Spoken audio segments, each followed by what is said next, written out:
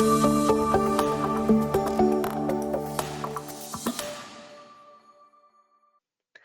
morning. My name is Mercedes Anderson, and I'm an IT systems engineer with NIMS and Associates.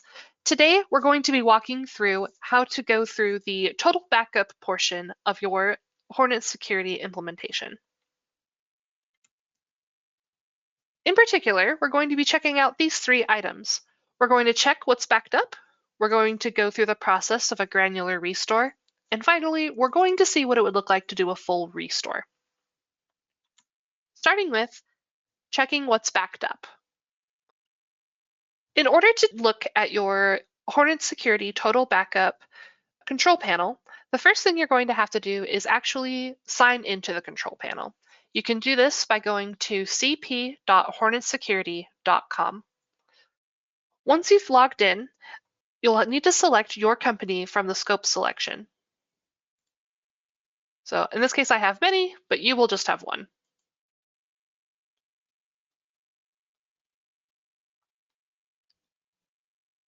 Once you've selected your scope, come down to the left, select Backup, and select 365 Backup.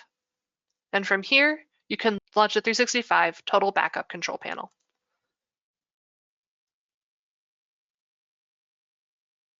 If signing into the control panel on the previous screen looks different from how you normally do it, that means that you're not an administrator for your tenancy.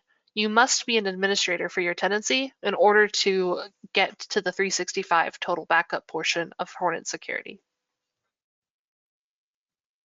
Now that the Total Backup control panel has loaded, we can see the basic details for your organization. Over here on the right, we can see how many mailboxes you have, how many OneDrives are active and configured, how many SharePoint sites are active and configured, and how many Teams chats that are being backed up. These green colors here match the same color up here, indicating that it's been protected. If you find that anything is not protected, it might be blue if the service was originally put together. It might be excluded if you've decided that you don't want a particular mailbox backed up, or it might indicate that there are warnings such as not backing up or that there's backup issues. For things like warnings, please make sure to reach out to your primary engineer. So now that we've gone over the basic dashboard for what you look at, we can see in specific what's being backed up by selecting users or groups in SharePoint.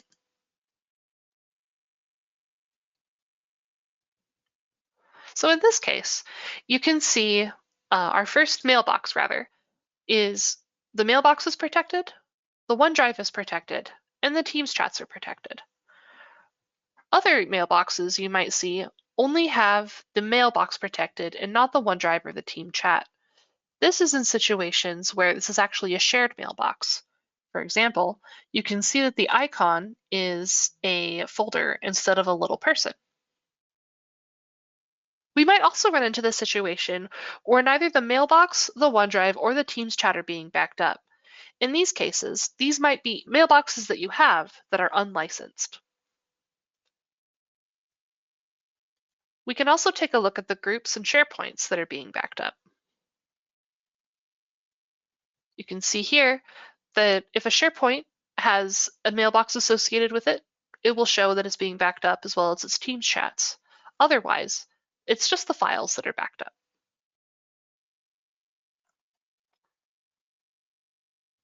And then going back to the colors we saw previously on the dashboard, if there are issues or things are being excluded, that will also be notated here. Now that we've taken a look at what's being backed up, we're going to go through a case of restoring a granular piece of information that's been deleted. Along the left side of the control panel, you can see that we have the option to perform a granular restore. We would perform a granular restore in the cases where we're missing one email, one file, or one instance of a team chat. Otherwise, if you need to fully restore an entire mailbox, we're going to fully restore the mailbox in the next part of the walkthrough. So to perform a granular restore, you'll select your organization and click this next button down here in the bottom right. Then you're going to select what you want to recover. It can be a mailbox item, a OneDrive item, or a SharePoint item. In this example, we're going to say it's a OneDrive item. Now, we're going to select which OneDrive we want to recover from. You'll have access to everyone's items, or anyone in your tenancy. But in this case, we'll say that I have something that needs to be restored. I like to check this box up here that includes items that have been deleted, just so they're easier to see, and because I know I'm probably going to want to recover something that was deleted. If you want to recover something just from the past, like perhaps you liked a version of a document from a couple days ago, you can keep this unchecked and just go through and select what day you want that version of the item from. But in this scenario, I definitely deleted something. I also definitely need it back. In particular, I'm missing a tool that I normally use called Rufus. As you can see, as you pan down, there's nothing called Rufus here, but I know I had it at some point, so I should be able to recover it. So what I'm going to do is I'm going to navigate through this portion on the left side to where I know that it was located in my files. So I know that my Rufus tool was in Documents and Tools. And there we see it. So now that I've identified my item that was missing, and I could select a few items if I accidentally deleted the whole folder, and we can see it here in my Tools folder. So all we're going to do is select Rufus that was missing, or if I was missing more items from this folder, I could select them too. And then we're going to select Restore the selected items. Step 1 shows you what you're going to be restoring and from what date you're going to be restoring it from. Selecting Next, you can choose where you want your item to be restored to. You can choose to restore it back to the same OneDrive account. We can restore it to a different OneDrive account, or we can restore it to a zip file. In this case, we're just going to restore the item back to the same account because we want it to come back to my folder. After selecting Next, it's going to show us where the file in the selected folder it's going to be restored to. So in this example, when I look through my OneDrive, I'm going to check for this folder called Hornet Security Restored and then today's date. So after we've confirmed all of our settings, we're going to restore.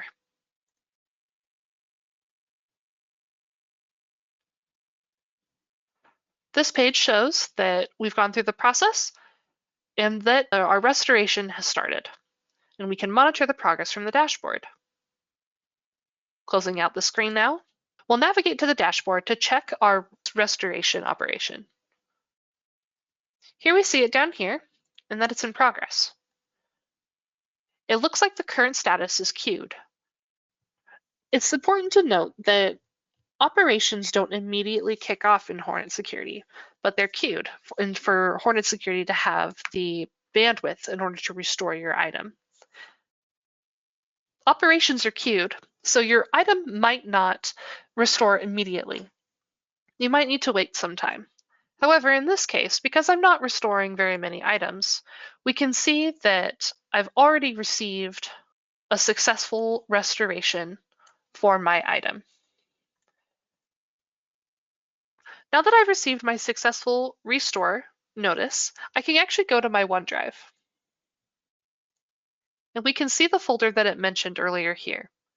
You'll notice that this isn't the folder path that my original tool was located, but just at the top level of my OneDrive. So keep that in mind if you can't find your restored item later. So once I open it, it will mimic the path, and I can see my item. And from here, it's as simple as copying and pasting it to where it needs to go.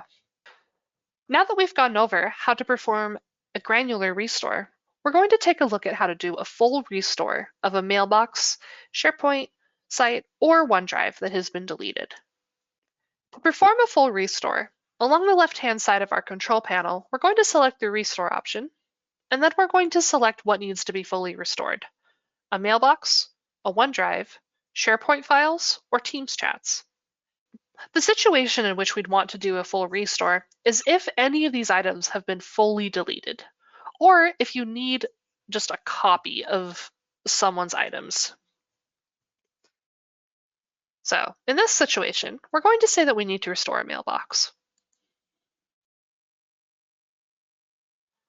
In the same way that we did at the granular restore, we're going to make sure that your organization is selected, and it should be if you're not a NIMS admin person watching this walkthrough, and then we're going to select next.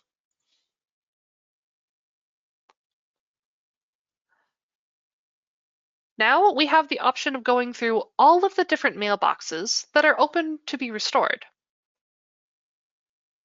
In this situation, we're going to say that mine needs to be restored.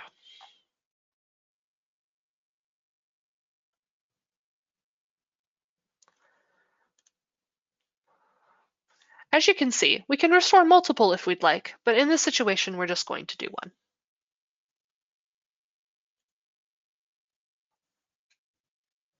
This next step is to select the date that we want to restore from. Perhaps you want to restore the mailbox of the date or as close as possible to the date that it was deleted. Or maybe you want the version of the mailbox from a couple months in the past. In this scenario, we're going to say that my mailbox spontaneously combusted and we need it back right now. So we'll select the soonest available restoration time.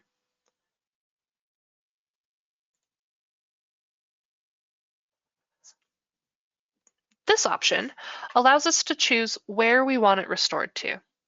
Do we want to restore the emails, calendar items, and contacts back to the same mailbox? Do we want to restore the emails, calendar items, and contacts to a different mailbox? Do we want to restore it to what's called a PST file, which is basically a portable Outlook file, so you can put it somewhere else and restore at your own leisure? Or do we want to restore to a zip archive?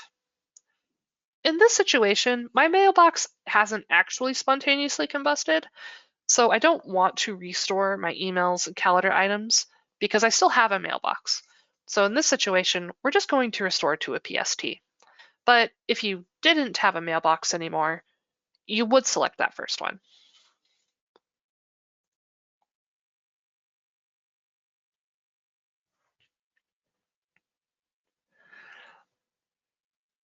This first section, for selecting an admin account, would show up as your name. In this situation, we have the option to select who we want the admin to be, and I'm going to select myself because I'm the one performing the action. You'll also notice here that it states that each mailbox will restore to a PST file, which will be placed in a zip archive that is encrypted with a passphrase, and this is for the protection of your data. This item is the passphrase for the zip archive that's going to be downloaded. Please be sure to copy this passphrase and make sure you keep it in a safe place.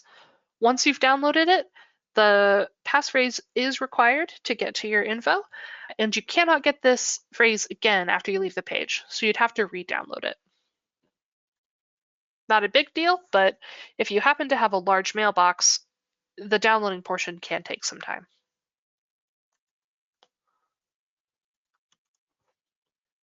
Now that we have our passphrase saved, we're going to restore.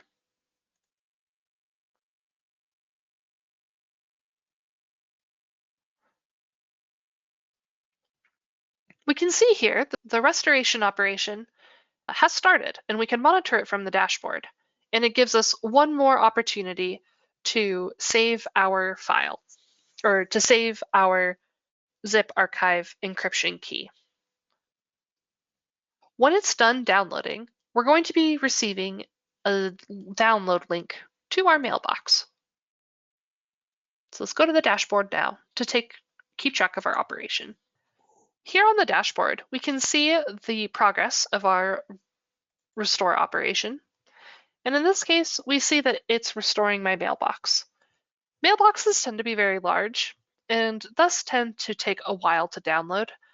In this scenario, where we restored the mailbox to a PST file, I'm going to receive an email with a link to a download that I can use to recover my archive.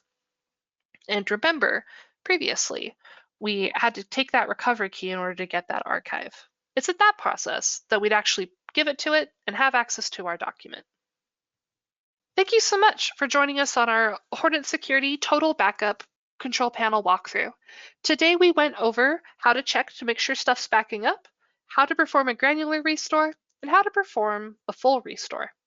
Please like, share, and subscribe to our YouTube channel, and contact us at soundbites@nimsassociates.com if you have any questions. Thank you very much.